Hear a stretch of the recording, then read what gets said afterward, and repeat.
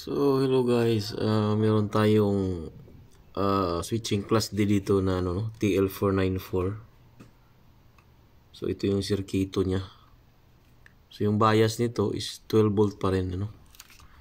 Ito yung, 12 volt.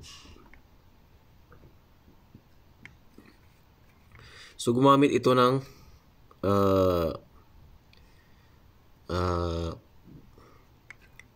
IRF 830 na MOSFET tsaka 460. Pwede rin ibang value rito. Kahit dito pwede 540, 830, 630. So depende na lang kung anong available nyo rito. So ito yung drive ng high side ng MOSFET na to, no. So ito yung low side. So ito yung driver niya. Itong dalawang transistor na ito. Yun, ito yung IC niya. TL494, yan. So, inayos ko lang yung diagram niya, no?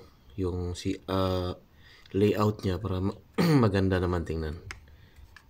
So, dito, meron na siyang shunt na 1.5. So, nilagyan ko to ng shunt resistor para makontrol din natin yung DC out dito sa out ng kanyang low pass filter, no, na inductor. So 22, pwede siya 35 to. Depende sa kanyang supply. So kung mag 100 ka dito, 100 volts, so pwede ka mag-change value nitong low pass filter na to. So yun lang muna guys, na-print ko na to. So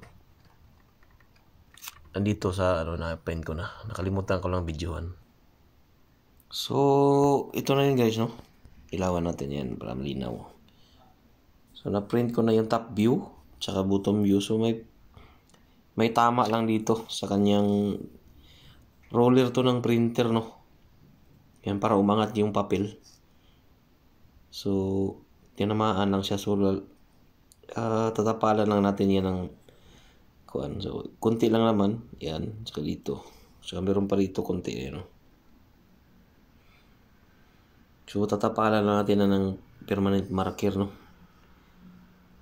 So, dito, ito na yung PCB niya. So, nakaguhit na rin ako. Ayan. So, puputulin na lang natin yan.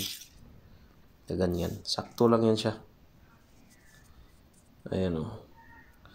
Sukat na sukat siya. So, kakatingin ko na lang para